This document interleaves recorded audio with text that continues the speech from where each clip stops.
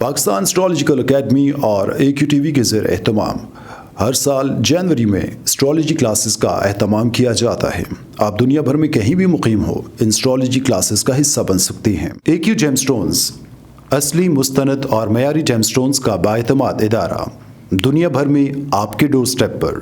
AQ gem stones, astrologer علی زنجانی ہر سال نومبر میں کراچی موجود ہوتے ہیں۔ اگر آپ اسٹرالوجی یعنی علم نجوم سے لگاؤ رکھتے ہیں تو ہمارا یوٹیوب چینل اسٹرالوجر علی زنجانی پرسنل ضرور سبسکرائب کیجیے۔ بسم اللہ الرحمن الرحیم، اللہم صلی علی محمد وعلی محمد۔ السلام علیکم۔ اسٹرالوجر علی زنجانی پرسنل سے حاضر ہوں زیادہ کوالٹی کے ساتھ، اور ہر انسان اپنی زندگی میں پریشان ضرور ہوتا ہے، کشیدگی بھی کئی دفعہ اختیار کر لیتا ہے۔ تو تمام زوڈک سائنس کے حوالے سے ہم دیکھیں گے کہ یہ کس وقت بہت زیادہ سٹریس آؤٹ ہوتے ہیں یا سٹریس محسوس کرتے ہیں۔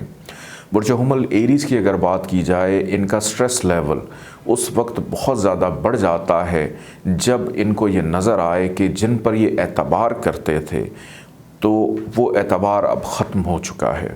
برج ٹورس کی اگر بات کی جائے تو ان کو پتہ ہی نہیں چلتا کہ انہوں نے کس وقت سٹریس لینی ہے یا کس وقت سٹریس نہیں لینی۔ برج جمنائے جوزہ کی اگر بات کی جائے، ان کو اگر آپ نیچا دکھانے کی کوشش کریں اور ان کے جو بھی چیلنجز ہیں وہ اگر پورے نہ ہوں تو پھر یہ سٹریس میں چلے جاتے ہیں۔ برج سرطان کینسر کی اگر بات کی جائے، سٹریس ایک ایسی چیز ہے جو ان کو بیمار کر دیتی ہے، اور یہ اتنا زیادہ شدید بیمار ہو جاتے ہیں، بیماری کا شکار ہو جاتے ہیں، اور اس وقت اٹھ کے کھڑے ہوتے ہیں جب ان کو لگے ہر طرف کہ اب حالات ٹھیک ہیں۔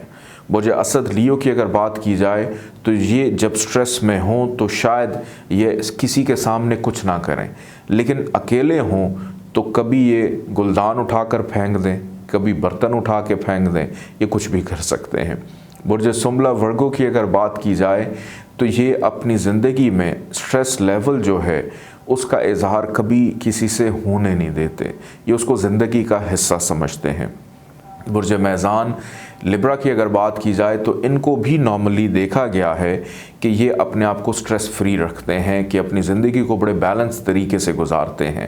برج عقرب اسکارپیو کی اگر بات کی جائے تو یہ اگر سٹریس میں ہوں تو یہ ٹوٹ جاتے ہیں اس وقت جب ان کو لگے کہ ان سے پیار کرنے والے یا جن سے یہ پیار کرتے تھے وہ ان کے ساتھ مخلص نہیں ہیں۔ برج قوس سیجیٹیریس کی اگر بات کی جائے تو یہ اپنی زندگی میں چھوٹی چھوٹی چیزوں کو لے کر کبھی بھی سٹریس نہیں لیتے، یہ آگے بڑھتے رہتے ہیں اور اس کو اپنی قسمت کا حصہ سمجھتے ہیں۔ برج جدی کیپریکارن کی بات اگر کی جائے تو یہ سمجھتے ہیں کہ ہم نے بہت زیادہ کام کر لیا، شاید کام کرنے کی وجہ سے ہم پریشان ہو گئے، اور جب یہ پریشان ہوتے ہیں یا سٹریس میں جاتے ہیں تو پھر آپ چاہے جو مرضی میوزک لگائیں، جو مرضی کھانا ان کو کھلائیں، جہاں مرضی ان کو لانگ ڈرائیو پہ لے جائیں، ان کی جو پریشانی ہے وہ ختم جلدی نہیں ہوتی۔